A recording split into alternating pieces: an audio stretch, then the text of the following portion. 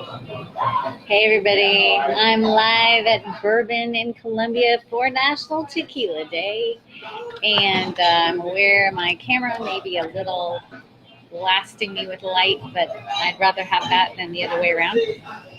So today I have a great intuitive message that I've been getting for some time about the ending of old relationship patterns that no longer serve us and the new exciting ways that we are being served in relationships. And so I want to share that with you guys and give you some tips and tools for having better relationships in the future. So I think I'm just going to go pull this little blind here and see if we can see me a little bit better if I pull the blind. Pull the blind. Hang on one second, y'all.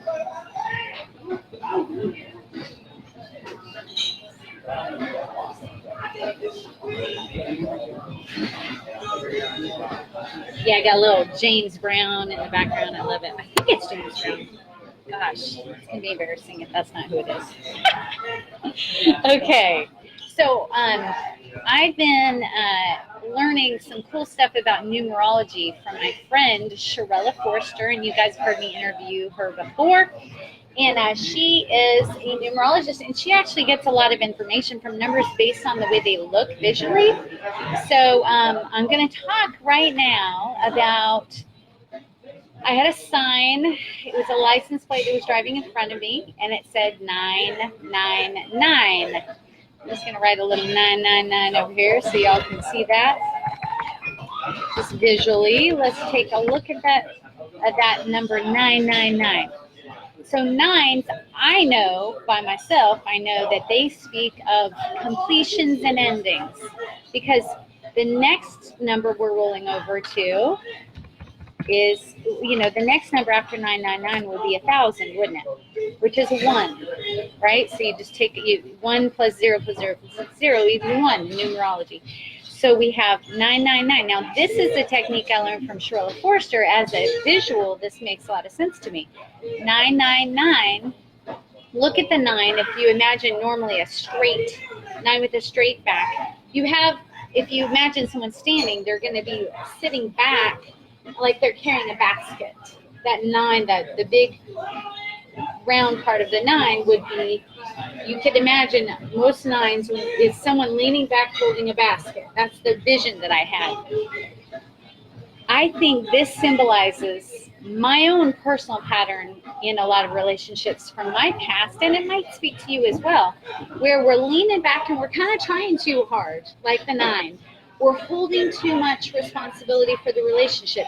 Maybe in the past, you wanted the relationship more than your partner, and so you kind of tried really hard and you carried too much of the burden. So what I'm saying is that pattern is ending. The unhealthy codependent patterns are transitioning. They're wrapping up right now. We have a death cycle, a transformation cycle, where we're ending those patterns and we're switching to a 1. Now, if you'll imagine a 1, just a 1, look at that. A 1 is just straight up and down, back straight. When we have good posture, we look like a 1, right? We're in alignment. We're in alignment, right? A 1 is in alignment. I'll put it over there. Yeah, it's always backwards, so it confuses me. So a 1, straight up and down, means I'm connected to God through my crown chakra, and then I'm connected to the earth through my feet. And that means if that 1 is in alignment, I am open and flowing and feeling amazing, right? All my energy's there. And I am 1 in myself. I'm complete as a 1, right? So this pattern is going from the 999 to the 1. So we're ending our patterns of trying too hard, of working too hard to make things work. Jobs, relationships, whatever. Like you've been taking more than 100% responsibility. You need to let that go. That time is over. And some of us have become physically exhausted, like I was 5 years ago, from trying to make a business work or whatever. Maybe you just get complete in yourself and get clear. You know, Jesus said, my yoke is easy and my burden is light. We're not supposed to be under burdens in relationships or jobs. That's not right. We're supposed to be alive and feeling and flowing. Okay? So there's this huge transition where we're going from this unhealthy relationship pattern of this pattern. And I feel like these are lifetime patterns. And we're transitioning to the one, becoming one, complete in myself. I have all the love I need within myself. If I'm connected to God and I'm connected through my body into the earth, I have everything I need. I'm going to sense, I'm going to intuit where to go, where to be, the right roommate, the right job, where I'm supposed to be in that moment. Okay, now here's the exciting part. For those of us who do want relationships, the one that stands on its own can come in partnership with another one. And those two ones, you see that this is a doorway. See that? The two ones equal a doorway. There's a creative tension here. And this is the potential for a relationship, for healthy relationship between two people that are one and one in themselves.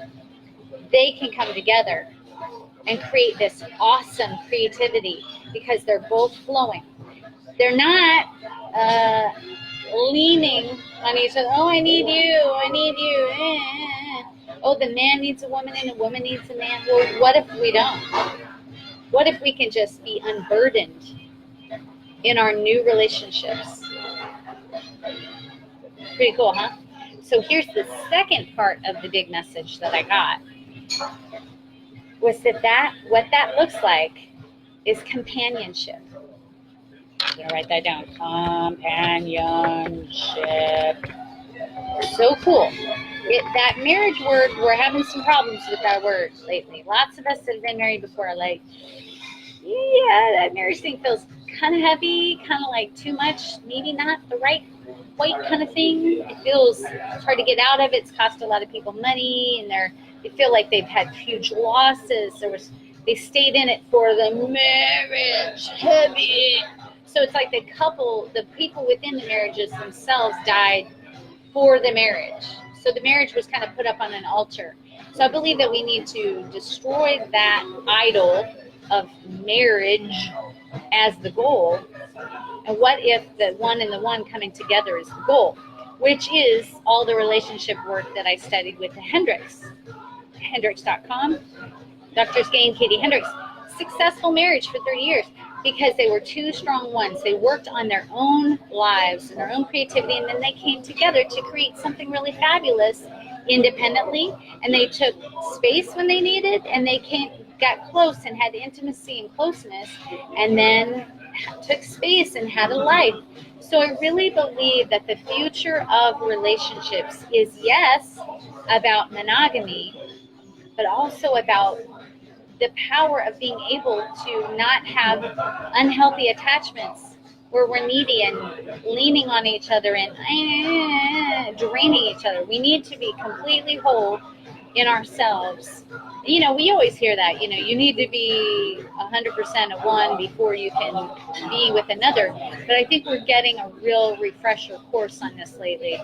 So the definition of companionship that Spirit told me to check out, it is someone who is able to spend a lot of time, someone you're able to spend a lot of time with, like a lot of time. Meaning, now, you guys, for you to be able to spend a lot of time with someone, there's a lot of factors that have to be in place for that. I think that's the definition for new relationships, who we're supposed to be relating with.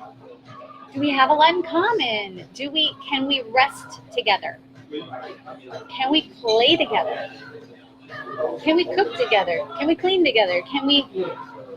There needs to be an affinity, an affection, a delight. That person needs to lift us up. Somebody that we enjoy spending time with, okay? Right? Not someone we need because we're lonely. It's someone like, well, yeah, I can be by myself, but wow, it sure is nice when I have companionship with this other. How cool is that, right? So we're never like hooking up with people or getting together with people because we're needy or lonely. We can be alone, but we can also be with another. And when those two are together, we have this lovely creative tension that exists, this lovely maybe sexual tension that exists. So certainly you can have companionship with people that are not your sexual partners. But I think this is really cool about the new concept for me that God was giving me, because I'm asking, like, what is the new model? What feels light? This other model from the past feels kind of heavy. Something's not, it's obviously not working in our culture. So what can we do differently that brings us lightness and because personally, I don't think just sleeping around from person to person to person is helping us as a culture. I don't think it's helping. It doesn't feel whole. It doesn't feel sacred. It doesn't feel loving. And so what can we do that is deep and conscious and soulful and sacred? Now, the Hendricks work, which I teach all their tools, and I meet with couples, and I have very successful sessions with couples. It really speaks of how in the container, the one container of monogamy, this is not a tequila, by the way, but that will be soon to follow, I'm sure. The one container of monogamy allows your hurts to come up, and that other person doesn't run away. You have safety protocols so that when your hurts come up, you trigger each other, and then those little hurts come up and they get healed within that container. And if we just skip from partner to partner to partner to partner, we never really get the healing, because we never really face into our stuff, because we're never sticking around long enough to allow that stuff to come up past the initial infatuation stages. So I'm kind of passionate about that. I'm passionate about creating relationships that work long term, give us aliveness, vitality, freedom, excitement, love, hot sex, hot passion, connection, intimacy. I think we can have all that, and as long as we take space and we create that in our lives for ourselves first, where we're not depending on another person to have that aliveness. That other person is not our entertainment. That other person is not our joy, our fun. We are that in ourselves. And that way, when we come with another, there's just a lot of good spices that are already happening to throw into the pot together. Okay? So companionship, the second definition, is someone that you travel with. And I think that means when we start in a direction and we travel down a path from A to B, from here to here. So I have goals. So the ideal companion for me will be someone who also has goals, and we're going to walk down this parallel path together. We both have goals. We both have dreams. They may not be the same dreams. They may not be the same goals. But we walk together as long as we can, and it feels good, and it feels light.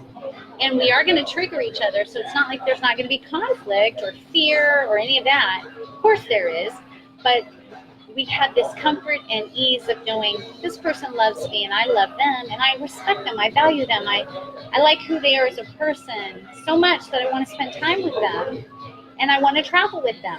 And I've always said that one of the best recipes for compatibility, whether it's for a relationship or a friendship, is someone you can travel with. So just wanted to add that into the definition of companionship to get you thinking about the new relationship model that you feel comfortable with. So my name is Auretha Callison, and I'm a life and style catalyst, a life coach, and an intuitive healer, an intuitive therapist. So I work with people to help you get where you want to go in life. I love you guys. Have a wonderful tequila day, and I will be talking to you soon. Have a good day. Bye.